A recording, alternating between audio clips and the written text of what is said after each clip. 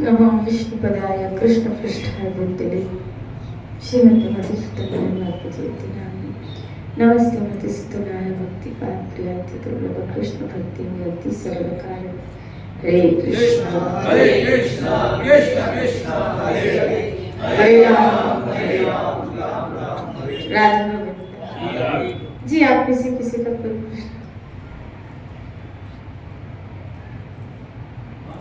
प्रेम पाने वाला प्याला हमेशा खरीद, प्रेम देने वाला प्याला हमेशा सूखा ही क्यों रहता है? सूखा? प्रेम देने वाला कभी सूखा नहीं हो सकता। आज के दौर में लोग प्रेम देना क्या चाहते हैं? संसार में प्रेम है तो बता दो। स्वार्थ का पौधा सूखा होता है क्योंकि वो दे दे के थक जाता है, वो दे दे के थक जाता है। प्रेम दे के थकता नहीं, प्रेम दे के आनंदित होता है, क्योंकि उसके प्रेम की वृत्ति है देने की। वो दिए बगैर रह नहीं पाएगा, तो कभी थकता ही नहीं। हमेशा अपने प्रियतम को सुख देना चाहता है। अगर आप संसारिक पूछते तो मैं आपको बताती हूँ प्रेम है कहाँ। यहाँ तो स्वार्थ का व्यापार चल रहा है, और कहीं गिना चुना अगर आटे में नमक के बराबर दिखता भी तो मुझे लगता है वो प्रेम नहीं, सिर्फ अट्रैक्शन होगा, क्योंकि वो प्रेम जहाँ सुखाव हो ही नहीं सकता। प्रेम तो स्वयं में एक आनंद स्वरूप है, इसलिए जिससे वो जुड़ जाता है उसको भी वो आनंदित कर देता है। वो आनंद स्वरूप तत्व है। अगर वो इस भौतिक जगत में आया भी, अब देखो चलो यहाँ एक स्वरूप लेते हैं माँ का। माँ माता पिता वो एक स्वरूप है इस जगत में, भागवती, कि वो कभी अपने औलाद को सुख देने से कभी तृप्त नहीं होते। वो ऑलवेज हमेशा उनको देना चाहते, चाहे कुछ भी चीज हो। कभी भी आप देखो वृद्ध अवस्था की भी हो जाए, मार्केट भी चले जाएंगे ना या किसी शहर में भी चले जाएंगे, पहली चीज उनके दिमाग में बच्चे के लिए ले लो, बुद्ध के लिए ले लो, श्राद्धे बोले।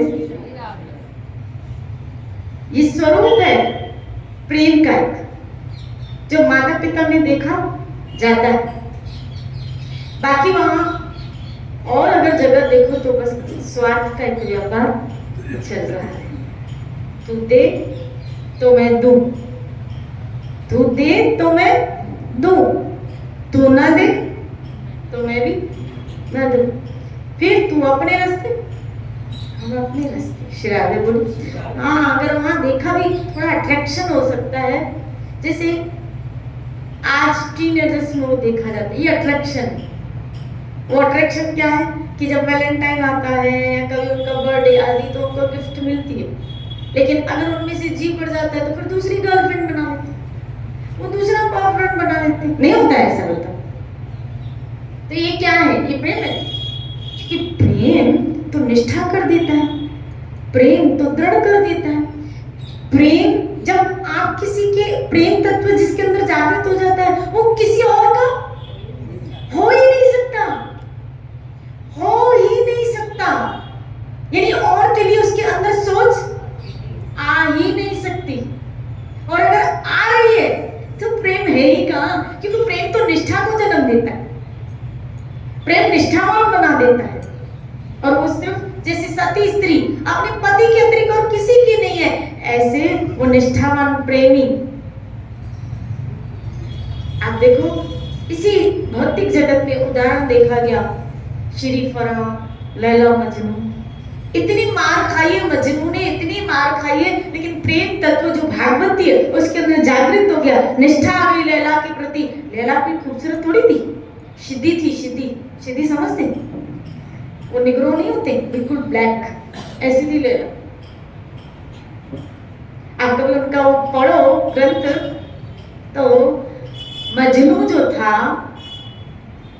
वो अल्लाह से बहुत प्यार करती थी, भगवान से बहुत, लेकिन वो थोड़ा बोलने में ऐसा था, तो क्या बोलते तो कल आप क्या बोलते उसको, तो वो अल्लाह अल्लाह बोलने के बजाय लैला लैला बोलने लगा, ला ला ला ला, तो उसका मतलब लैला लैला लैला। तो ये बड़ा हुआ ना, तो इसके मुंह से ऐसे ही अल्लाह की वजह क्या निकला, लैला। तो किसी ने इसको बोला, अरे जिसका तो बचपन से नाम रट रहा है वो दिख राजकुमारी है। तो उसको लगा मेरा अल्लाह, तो उसने भगवत तत्व देखा था। श्री राधे बोले वो कोई खूबसूरत थोड़ी थी लैला, बहुत सिद्धि काली थी और मजनू बहुत खूबसूरत था। श्री राधे बोले लेकिन उसमें उसने क्या देखा, भगवत तत्व, अपना भगवान। और जब उसे अपना भगवान, अट्रैक्शन नहीं था वहां, क्योंकि अट्रैक्शन होता तो इसमें तो कोई खूबसूरती थी ही नहीं, वो अपना भगवान देख रहा था। श्री राधे बोले और ऐसी निष्ठा उस प्रेम तत्व में कि इतनी मार खाई है, इतनी मार खाई है मजनू ने, आप देखो इतनी मार खाई है मजनू ने, लेकिन फिर भी उसने अपने प्रेम को छोड़ा, त्यागा, निष्ठा आ जाती है। प्रेम क्या देता है, निष्ठा।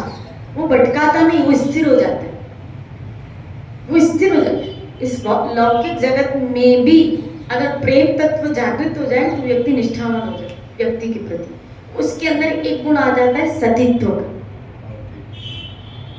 एक निष्ठ हो जाता है वो उस व्यक्ति के प्रति। इस लौकिक जगत में भी, ये हनुमान दास पोदार जी कहते हैं, शिलारे पोदार जी के वाक्य में दोहरा है कि अगर इस लौकिक जगत में भी देखा जाए तो उसमें निष्ठा आ जाती है, वो भटकता नहीं है, वो एक जगह स्थिर हो जाता है।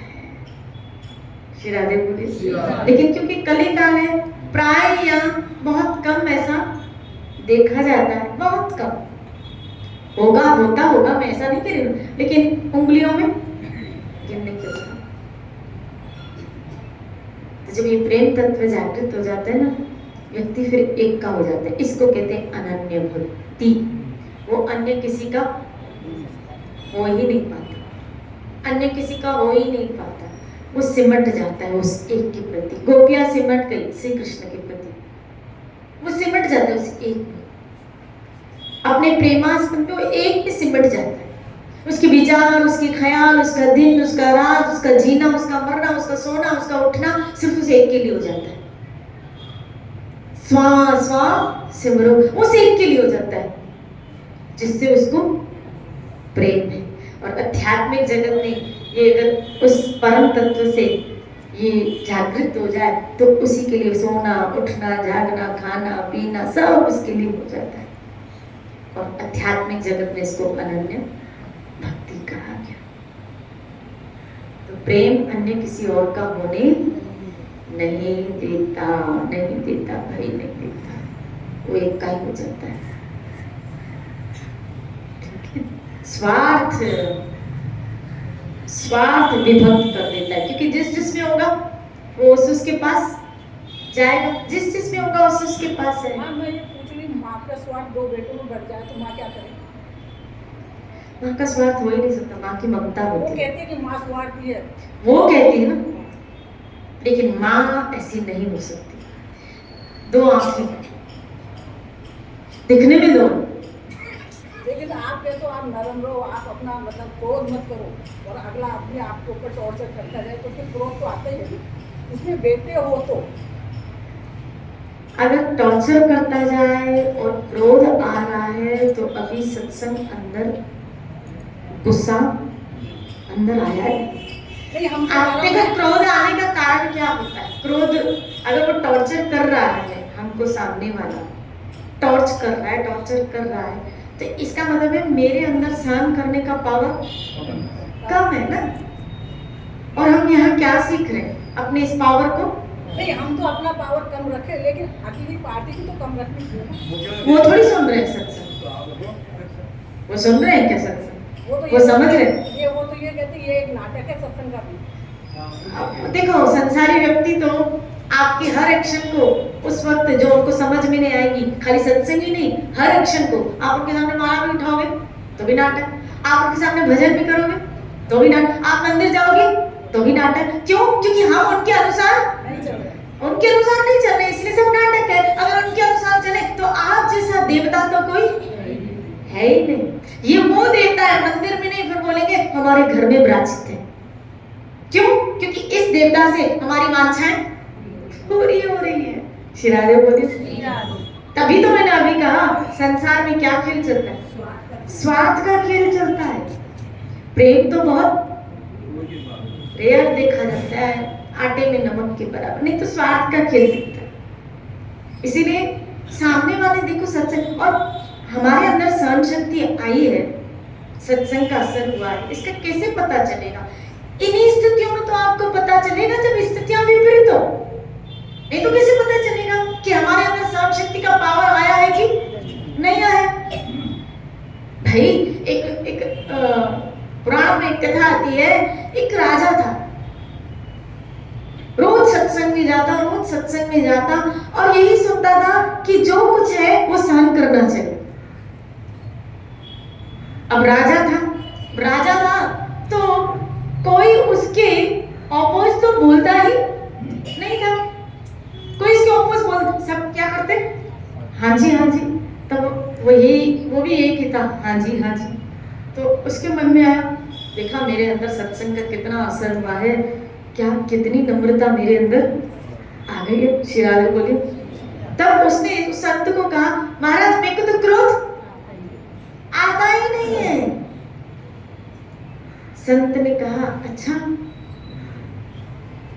बोला कौन है घर में? तो उसने बताया ऐसी बात है। तब संत ने कहा, एक काम करो, अब घर में एक नौकर को नौकरी दो, 500 रुपए पगार। उस जमाने में 500 रुपए, 500 रुपए पगार। क्या बोला? उसको बोलो जो तुम कहो वो बिल्कुल उसके उलट करे। तुम हाँ कहो तो वो ना करे, तुमको पानी लाओ तो वो पानी फेंके, तुमको सफाई करे तो वो घर, मतलब वो बिल्कुल विपरीत चले। तो मैं ऐसा क्यों करूंगा? बोला समय बताएगा कि कितना टॉलरेंस आ जाए, वो बिल्कुल तुम्हारे विपरीत चले। अब इसको तो ये लगा कि मतलब पता चलेगा कि सहन शक्ति, बोला मैं तो अभी सहन कर लूंगा, क्योंकि मुझे दिखाना है कि मुझमें सहन शक्ति। अब इसने गुरु के कहे अनुसार बिल्कुल ऐसे ही एक नौकर रखा और उसको कहा 500 रुपए महीने तुम्हारी तनख्वाह होगी, बिल्कुल 1 महीना तुमको ऐसे मेरे विपरीत चलना है। जी महाराज। अब ऐसे लोग तो ज्यादा ही मिल जाते हैं अपन को। श्री राधे बोले। और वो भी पगार में मिल जाए, पगार मिले इसके लिए तो और सोने पे सुहा। श्री राधे बोले। क्योंकि हमारे जीवन में तो ऐसे ही विपरीत लोग हैं, बिना पगार के वो हमारे अपोज चलते हैं। सोचो अगर उसको पगार पे रखा तो वो कैसा चलेगा? श्री राधे बोले। तो 1 दिन बीता, 2 दिन बीता, 4 दिन बीते, 6 दिन बीता। अब राजा को इसकी तो आदत थी नहीं, क्योंकि हमेशा सब हाँ जी कहने वाले थे और ये नाजी कहने वाला था। तो 4 दिन बीते, 6 दिन बीते, 7 दिन बीते। 7 दिन के बाद तो इसका पारा धीरे धीरे, जैसे कभी कभी हम बोलते हैं कितना सहन करें माँ, हमें 1 दिन 2 दिन 4 दिन 50% आप सहन करने की हद है, एक लिमिट होती है ना। सहन करने की कोई लिमिट नहीं है। अगर लिमिट होती तो हरिदास महाराज कोड़े न खाते। सहन करने की कोई लिमिट नहीं होती है। ये तो आपके अंदर पावर कितना है वो लिमिट तय करता है। अगर आपके अंदर अनन्य पावर है तो आप सब कुछ डाइजेस्ट कर पाओगे। आप भी नम्रता से उन बातों को ये सोचते हुए चल रहे हो कि इस जगत में रहना कितना टाइम अच्छा है, इनसे हिसाब किताब क्लियर हो रहा है, चुगतान हो रहा है। श्री राधे बोले। इस जन्म में मिले इस जन्म में तो कुछ लेना और कुछ देने का हिसाब है। अब वो शब्दों के रूप में हो, धन के रूप में हो, कुछ भी XYZ, लेना और देने का हिसाब लेके आए हैं अपन, और वो चुगतान करें। ये औलाद, पति पत्नी, रिश्ते, ये सब आपका प्रारब्ध है जो लेन देन का हिसाब क्लियर हो रहा है आपका।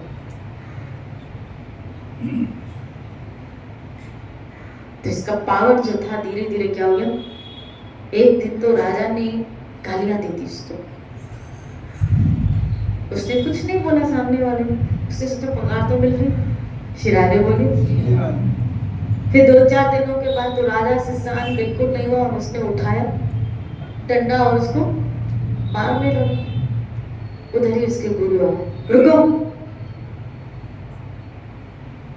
तुमने बोला था ना कि मैं सब कुछ, कहाँ गई तुम्हारी सहनशक्ति? सिरादे बोली। तो जब आपके अनुकूल चले और आपको गुस्सा ना आए, अनुकूल चल रहे हैं वो और आपको गुस्सा ना आए, कौन सी बड़ी बात है? वो आपके अनुकूल चल रहे हैं, आपके अनुकूल नहीं चल रहे और फिर भी आपको गुस्सा, समझ लेना उस व्यक्ति ने अपनी क्रोध के ऊपर कंट्रोल कर लिया है।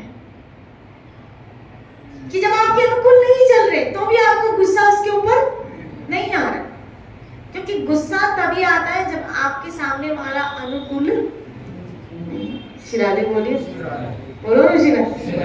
इसीलिए भाई सामने वाले नहीं, हम सुन रहे हैं। ये क्वालिटी सहन शक्ति के सामने वाले को नहीं लानी है, किसको लानी? अपने अंदर।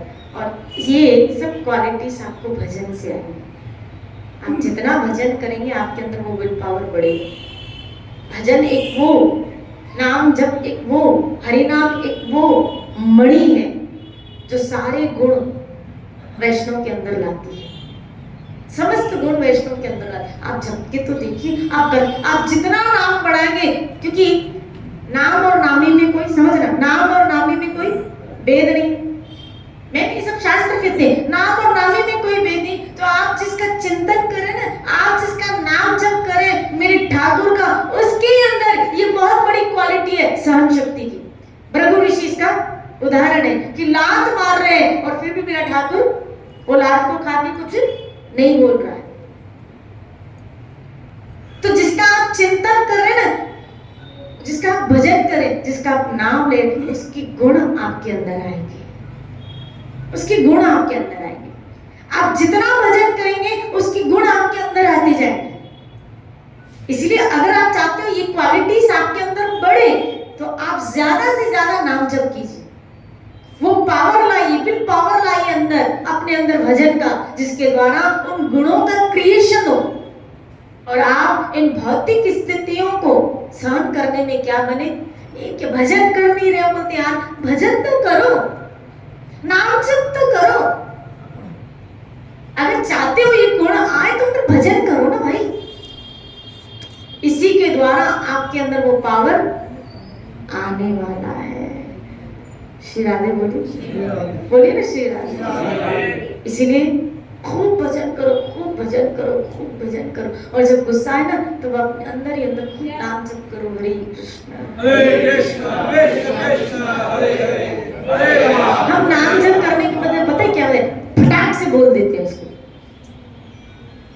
उल्टा होना ही चाहिए।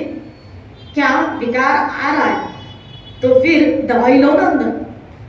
विकार आ रहा है तो उसको उगल लेते हो, उगलने के बजाय अंदर दवाई लो नाम की, तो फिर वो पावर आएगा। क्या वो पावर आएगा आपको उस विकार को शमन करने का। शिरारे हम उगल लेते हैं, मैं तो बोल लेती हूँ, हमसे अंदर नहीं रखा जाता, हम तो बोल लेते हैं। अंदर पावर नहीं, खाली हो तभी बोल लेते हो। अंदर से बिल्कुल तो खाली हो, उछलने की जरूरत नहीं है, अंदर से खाली हो, डब्बा खाली है। और खाली डोल टप टप ज्यादा बढ़ता है, बचता जाता है। खाली डोल ज्यादा बचता है। शिराजे बोली, जिसमें मसाला भरा होता है ना वो तो मधुर स्वर निकालता है ना। जिसमें मसाला भरा होता है ना उसमें, उससे तो मधुर स्वर निकलते हैं। जो अंदर से गुणों से भरा हुआ होता है ना उसका तो व्यवहार बड़ा मधुर हो जाता है, उससे मधुर स्वर निकलते हैं, उससे कड़वाहट वाले स्वर नहीं निकलेंगे। और जब कोई ऐसा है व्यक्त करे ना व्यवहार को, समझ लेना वो डोल अंदर से खाली है, इसलिए टप टप कर रहा है, बज रहा है। श्री राधे बोले, बोलो ना श्री राधे। इसलिए खूब भजन करो, नाम जप करो और ये पावर अंदर लाओ।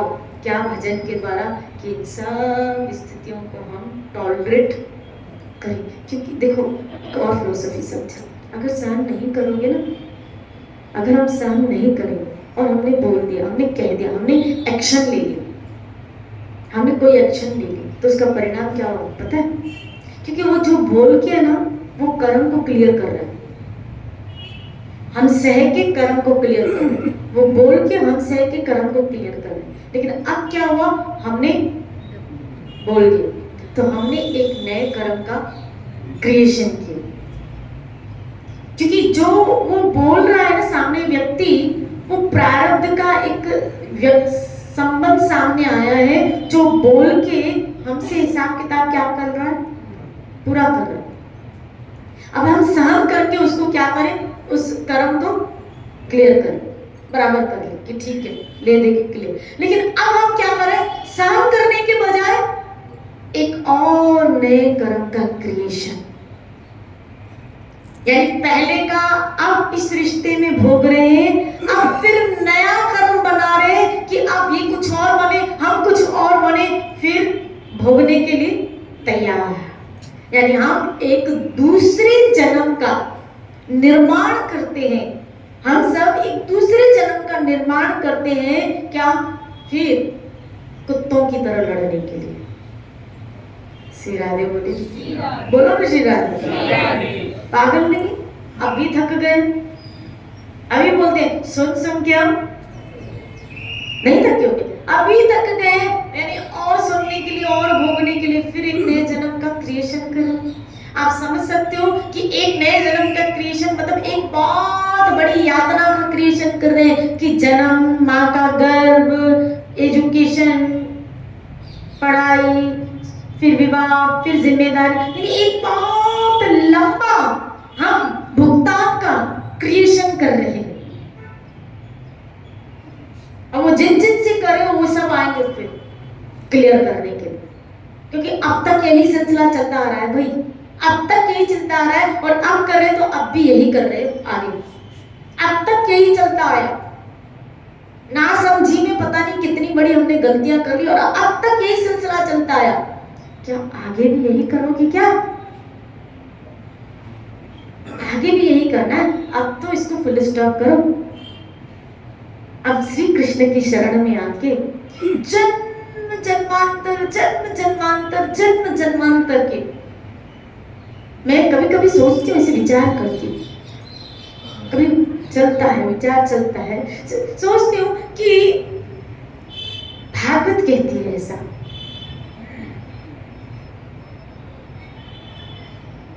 जीव उतना ही सनातन है जितना परब्रह्म सनातन है ना, परमात्मा सनातन।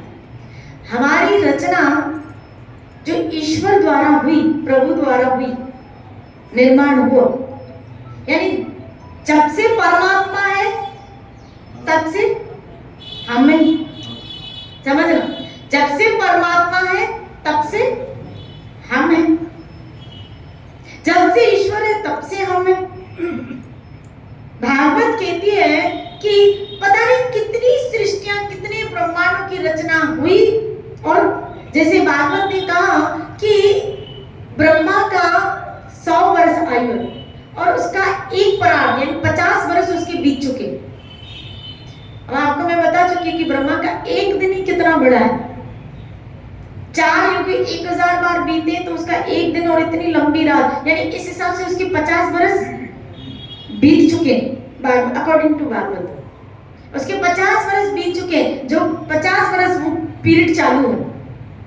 यानी ब्रह्मा जी की उसमें पता नहीं कितने ब्रह्मा निकल गए, कितने ब्रह्मा हो गए। तो हम उतनी सनातन है, हम आए, इसका मतलब है इतने कल्पों में, इतने युगों में, इतनी, यानी ब्रह्मा जी की सृष्टियों में पता नहीं कितनी बार हमारा जन्म हुआ और कितनी बार हमारी मौत हुई।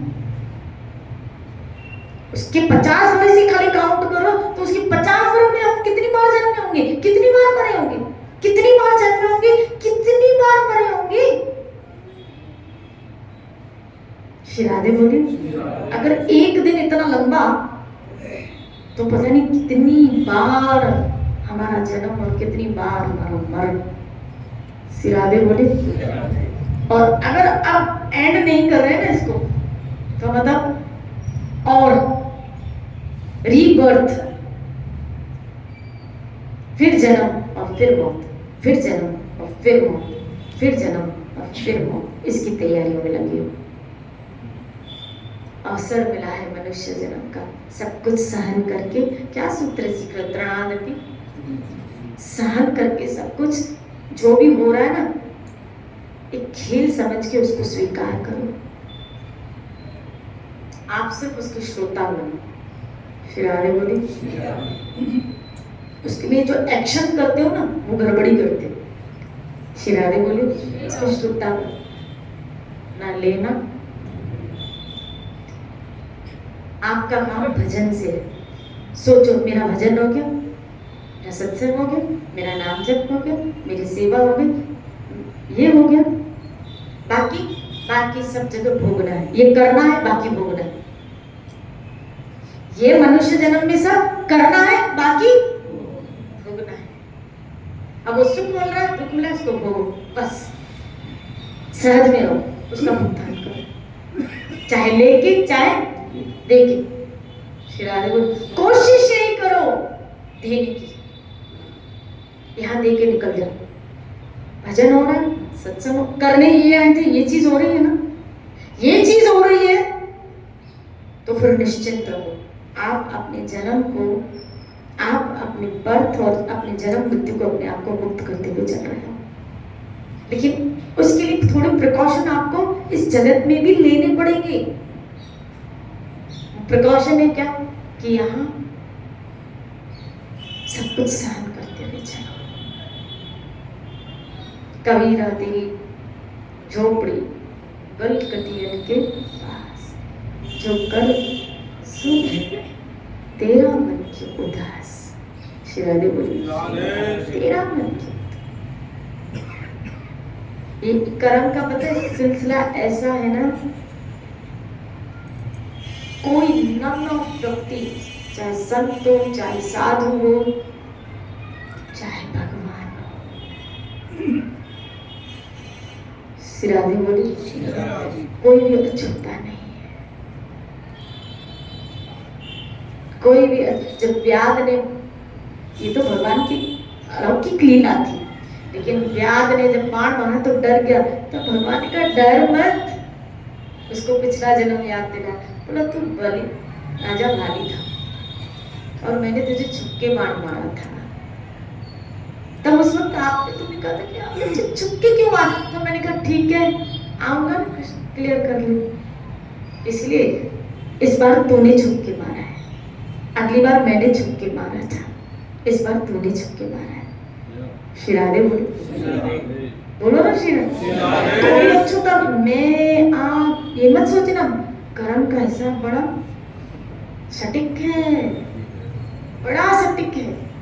डरिए इस चीज से, उस विधान से डरिए, क्योंकि मेरे दाता के दरबार में सब लोग, क्या साधु क्या संत गृहस्थी, क्या राजा क्या रानी, प्रभु की पुस्तक में लिखी है सबकी कर्म कहानी। अंतर्यामी अंदर बैठा सबका। तुमने अच्छाई की है हे अर्जुन, भलाई करने वाला कभी बुराई से पराजित हो ही नहीं।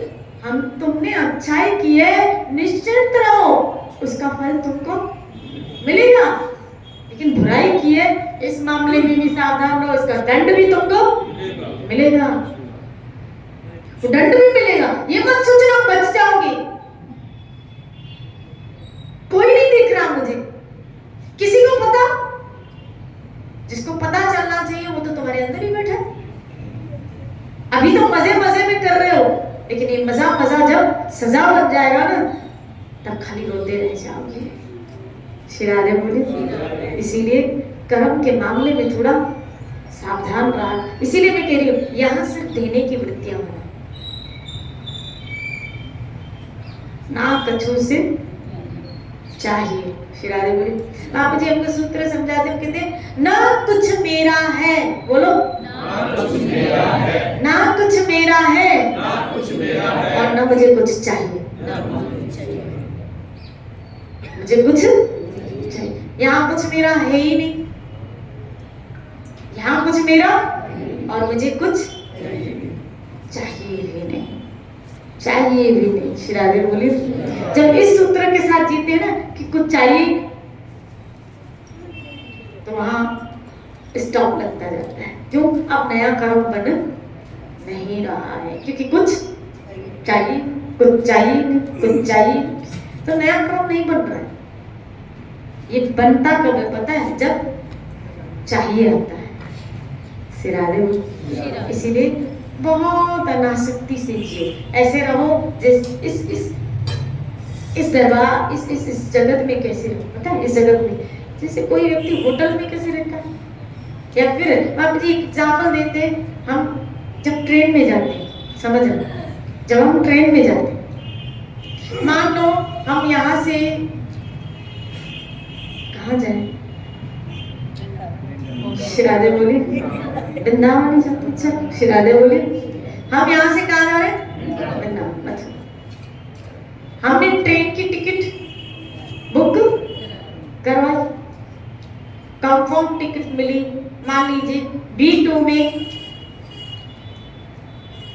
52, B2 में 52, समझ रहे? जब B2 में 52 सीट मिली तो हम जाके सीट के अंदर हमने कहा ये सीट, कोई बैठा होता तो क्या बोलते? ये सीट मेरी, ये सीट मेरी। उस वक्त कहते नहीं, लेकिन हमें पता होता है मथुरा में तो हमको खाली पड़ गई, लेकिन हम कहते क्या है? ये सीट मेरी है। श्री राधे बोली कहने को हम कहते मेरी। अब उसमें बहुत सारे पड़ाव आते हैं, अलवर आया, बंद की कोई आई, और कौन कौन सी डोसा आया। श्री राधे बोली बहुत सारे आते हैं स्टेशन, बहुत सारे स्टेशन आते हैं। कई लोग चढ़ते भी हैं हमारी सीट के सामने, बैठते भी हैं, और कभी हम वॉशरूम आदि में जाते हैं, कोई बैठता है तभी हम कहते हैं एक्सक्यूज मी ये सीट मेरी है। और जब हमें सोना होता है तो हम कहते हैं हम मेरी सीट में सोना चाहते हैं। श्री राधे। लेकिन जैसे ही मथुरा आया, आप उठाते हो सामान अपना, उससे एक स्टेशन पहले सामान बोरिया बिस्तरा लपेट तो उठाते हो और कहते हो क्या आप तो सीट को क्या करते हो? अपना स्टेशन आया, हम उतर गए, हम पीछे मुड़ के उसको देख, क्योंकि आप तब तक कह रहे थे लेकिन आपकी उसमें आसक्ति नहीं थी, हमारी उसमें आसक्ति नहीं थी, हमारे मंजिल पे हमारा ध्यान था कि मथुरा आएगा और हमें तो उतर, हमारा मंजिल, बस इस जिंदगी में भी मंजिल पे ध्यान है, मंजिल पे ध्यान है। तो यहाँ कितने लोग आएंगे कितने लोग जाएंगे आपको फर्क ही नहीं पड़ेगा, बस ध्यान हमारा मंजिल पे नहीं है। पता है हमारी वो है क्या, डोसा पे भजिया पाव खाने के लिए श्री राधे बोली, और आया कोई तो हम उसमें आसक्त चित्त हो। श्री राधे बोली ऐसे रहो, कहने को सब मेरे, कहने को, और उनको लगे भी, कहने को सब मेरे हैं, लेकिन वास्तव में आपको पता होना चाहिए मेरा कौन है। मेरो तो दूसरों ना, कहने को सब मेरे हैं, लेकिन मेरा गोविंद के अतिरिक्त, कहने को घर मेरा, कहने को पति पत्नी मेरे, कहने को बच्चे मेरे, कहने को, लेकिन आपको लक्ष्य के ऊपर इतना ध्यान फोकस होना चाहिए, कहने को मेरे हैं, इतना ध्यान हो कि जब आपकी स्टेशन आने वाली हो तो आप अपने आप को इन सबसे समेट पाओगे। ये समेटना तब होता है, समेट व्यक्ति वही पाता है जब उसमें वो अटैच्ड नहीं होता है। समझ रहे हो मेरी बात? अटैच नहीं होगे तभी आप अपने आप को अंत समय में यहाँ से निकाल पाओगे, नहीं तो निकालना बहुत बहुत मुश्किल। क्या पता भगवान न करे अगर किसी में अटक गए, अटैच होंगे तो किसी में अटकेंगे, और अटकेंगे तो लटकेंगे। शिराले बोल कहने को मेरे हैं लेकिन गोविंद के अतिरिक्त मेरा कोई नहीं है। शिराले बोल ये बात अपने दिमाग में बिठा के इस संसार में जिए, बिठा के इस संसार में जिए। इसी चर्चा को लेते हुए कल चलेंगे। खूब भजन करो, अपने जीवन को धारण करो। जय जय